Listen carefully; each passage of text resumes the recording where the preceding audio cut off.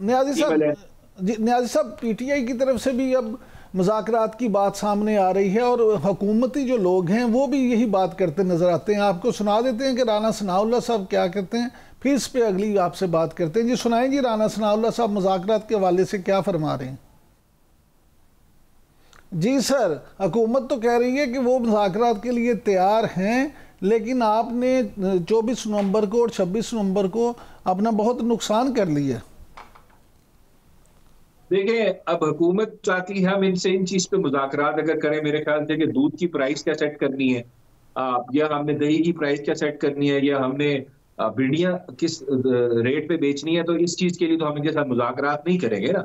हमने serious issues पे बात करनी है, हमारे जो सीरियस ग्रीवियंसेस हैं उनको एड्रेस करने की जरूरत है। अब 24-25 को हमने कोई हमाकत नहीं की, लेकिन यहाँ पे हुकूमत तो नाम ही नहीं लेती इस चीज को इन्वेस्टिगेट करने पे।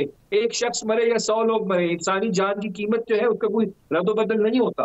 वहां पे लोग मरे हैं, लोग शहीद हुए, उसका हिसाब कौन देगा? उसकी तो इन्वेस्टिगेशन करनी है ना। आप हाई पावर जुडिशियल कमीशन बनाए, उसको इन्वेस्टिगेट होने दें। आप चाह भी नहीं रहे, आप तो मान ही नहीं रहे वहां पे लोग जो है शहीद हुए, आप डिनाई कर रहे हैं। आप कह रहे हैं वहां पे मुराद सईद आया हुआ था। इस तरह के मजाक कर रहे हैं आप minister, they are not serious. तो हम इनको किस तरह सीरियस लें? लेकिन देखिए सिविल डिसोबीडियंस की बात, न्याजी साहब उस पर भी बात करते हैं, लेकिन इस पे आप जो बात कर रहे हैं तो जो ख्वाजा आसिफ साहब हैं वफाकी वजीर दिफा, वो तो कहते हैं कि 9 मई को और 26 नवंबर को बाकायदा बगावतें हुई, और अगर ये दरवाज़ा खोल दिया गया, एहतसाब ना किया गया, तो फिर तो दरवाज़ा खुल जाएगा। सुन लें पहले वो क्या कहते हैं, फिर आपकी राय जानते हैं। सुनाए जी ख्वाजा आसिफ साहब क्या कहते हैं। जी ख्वाजा साहब तो कहते हैं कि ये बगावतों का रास्ता बंद होना चाहिए। देखिए ख्वाजा आसिफ साहब को तो मेरे ख्याल से, मुझे तो ये भी नहीं पता, वो डिफेंस मिनिस्टर कागजों में है शायद, प्रैक्टिकली तो उनकी बातों से मुझे नहीं लगता। उनके मैं ट्विटर अकाउंट्स देखता हूँ, इस तरह की मजाका खेज किस्म की बातें करते हैं।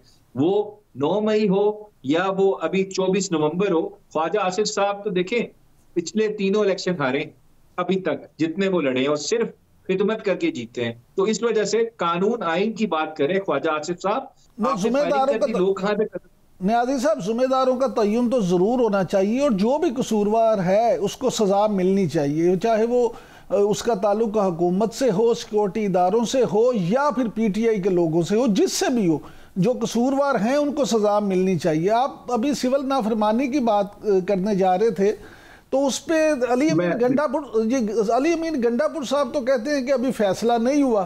पहले सुना देते हैं आपको वो क्या कहते हैं, फिर आपकी राय जानते हैं। इस पर सुनाए जी, अली अमीन गंडापुर साहब क्या फरमाते हैं। इमरान खान की जानिब से जो हाल है सिविल ओबीडियंस, तफसील नहीं आई है मुकम्मल तौर पे। मैं अभी खान साहब को मिलूंगा जब खुद, उस पर जब तफसील आएगी कि हमने किस तरीके से करना है उसको, हमारे जो हकूक हैं जो हमें आइन में हमें दिया गया है, प्रोटेस्ट करने का, एहतजाज करने का हक दिया, हम इस्तेमाल करेंगे उसको इंशाल्लाह। मुज़ाकरात इन्होंने करने हैं कर लें, नहीं करने हैं तो हम तो चल ही रहे हैं इंशाल्लाह 5 दफा। और बाकी हमारी जो तारीख है ना, पानीपत पे कितने हमले हुए थे, अभी तो हमने 5 किए हैं, अभी तो बहुत रहते हैं। अभी इंशाल्लाह फतह करेंगे, ऐसा नहीं है इस तरह नहीं मानेंगे तो फतह करके दिखाएंगे आप। देखिए जी, वो तो कहते हैं महमूद गजनवी की तरह 17 हमले करेंगे, हम करके दिखाएंगे।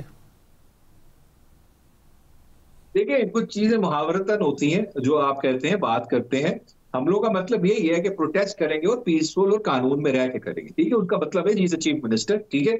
जहां तक दूसरी बात है, देखें ये बात बिल्कुल ठीक करें, हम ये तो फैसला कर लिया है पाकिस्तान तहरीक इंसाफ ने, खान साहब ने, कि सिविल डिसोबीडियंस मूवमेंट उन्होंने करनी है, लेकिन उसको एग्जीक्यूट करना है, उसका तरीकाकार क्या होगा, किस तरह स्टेप वाइज वो एग्जीक्यूट होगी, वो अभी मोडालिटीज जो है वो सारी आज कोर कमेटी में भी डिस्कस हुई है, वो तय होनी है।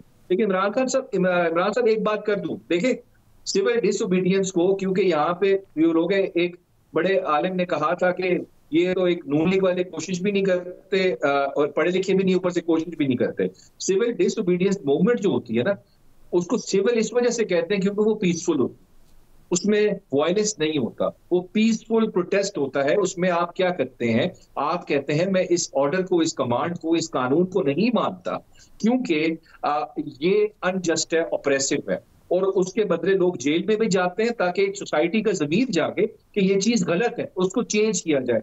आप ये नहीं कहते सिविल डिसोबीडियंस सिस्टम में जी हर चीज तबाह कर रहा हूं, मैं बिल्कुल पूरे ऑर्डर को चैलेंज कर रहा हूं, हर चीज मैं तोड़ के रख दूंगा वायलेंस के थ्रू। ये पीसफुल मूवमेंट होती है। दुनिया में जितनी अच्छी चेंजेस आई हैं। जैसे औरतों को जो राइट्स मिले वोट देने के 1920 में, वो सिविल डिसोबीडियंस मूवमेंट था। फिर गांधी ने किया 1920 में। फिर इजिप्शियन जो नेशनलिस्ट लीडर था उनका साद ज़गलोल, उसने जो इंडिपेंडेंस मूवमेंट चलाई बरतानिया के खिलाफ अपने मुल्क की, वो भी सिविल डिसोबीडियंस मूवमेंट थी। फिर मार्टिन लूथर जूनियर, वो भी सिविल डिसोबीडियंस मूवमेंट थी। ये तो एक बड़ी अच्छी मूवमेंट होती है सोसाइटी के इल्स को, ऑप्रेसिव सिस्टम को एक्सपोज करने के लिए, ताकि वो चेंज हो। इस तरह हम लोग करना चाहते हैं। हम क्या करना चाहते हैं? हम चाहते हैं 26 अमेंडमेंट वापस लें। जुडिशरी तबाह कर दिया आपने, खान साहब को जेल में नहीं रखें, आप क्रिमिनल जस्टिस सिस्टम पे कब्जा करके बैठ गए और उनको जेल में डाला हुआ है। सिविल डिसोबीडियंस मूवमेंट का तो मकसद ही ये है, सोसाइटी में जो गंद है आपकी मुल्क के अंदर, जो कब्जा हुआ हुआ है आइन पे, कानून पे, उससे हमने छुटकारा हासिल करना। ये पीसफुल तरीका है और हम इसको एक्सरसाइज करेंगे, लेकिन अभी मोडालिटीज तय करनी है, किस तरह एग्जीक्यूट करना है इसको। नियाज़ी साहब, ये फरमाइएगा कि आप के हर PTI के हर एहतजाज का बुनियादी मुतालबा यही होता है कि इमरान खान साहब को रिहा किया जाए। देखिए, हम तो बतौर साफ़ी ये समझते हैं कि कोई भी कैदी सियासी कैदी नहीं होना चाहिए। तो फिर अगर आप ऐसा समझते और आप क्योंकि कानूनदान भी हैं, तो जो आपकी कानूनी टीम है वो क्यों अब तक इमरान खान साहब को रिहाई दिलवाने में कामयाब नहीं हो सकी? बड़ा अच्छा सवाल किया और शुक्र है आपने ये सवाल पूछा है। इमरान साहब देखें, या तो इस मुल्क में कोई चीज आइन और कानून के मुताबिक चल रही होती तो बड़ी कानूनी टीम पे मैं सवालात उठाता कि वो काम अच्छा नहीं कर रहे। अभी तक जितने केसेस हुए हैं जिसमें सजा हुई है, जब वो हाई कोर्ट में गया तो क्या हुआ? वो ओवरटर्न होके खान साहब को उन्होंने उसमें सेट असाइड कर दिया उनकी सजा। लेकिन मसला क्या है? मसला ये है कि इस मुल्क में जो क्रिमिनल जस्टिस सिस्टम है, उसमें जो पावर्स है एग्जीक्यूटिव और इन्वेस्टिगेटिव एजेंसीज के पास, प्रोसिक्यूशन के पास, वो उसको मिस यूज कर रहे हैं। वो कैसे कर रहे हैं? वो इंश्योर कर रहे हैं खान साहब जेल से बाहर ना निकले। एक चीज में बेल होती है या सजा खत्म होती है, खान साहब को पता भी नहीं होता, दूसरी चीज में उनका अरेस्ट इफेक्चुएट हो चुका होता है। सो जब तक अदलिया कोई ऐसा ऑर्डर पास ना करे इंडिपेंडेंट तरीके से कि जी फर्दर केसेस में अरेस्ट नहीं करें, इस तमाशे को खत्म करें कि आपने 188 केस एक शख्स पे बना दिए हैं, तो वो तो आप पूरी जिंदगी अरेस्ट करते रहेंगे। तो इस चीज को रोकना होगा, वो अदलिया का काम है। या हुकूमत को अकल आए, वो रुक जाए, या अदलिया रोके। अदरवाइज वकीलों के हाथ में तो सिर्फ केस को डिफेंड करना है, बेल फाइल करना है, या उसकी अपील फाइल करना है, या ट्रायल में डिफेंड करना है।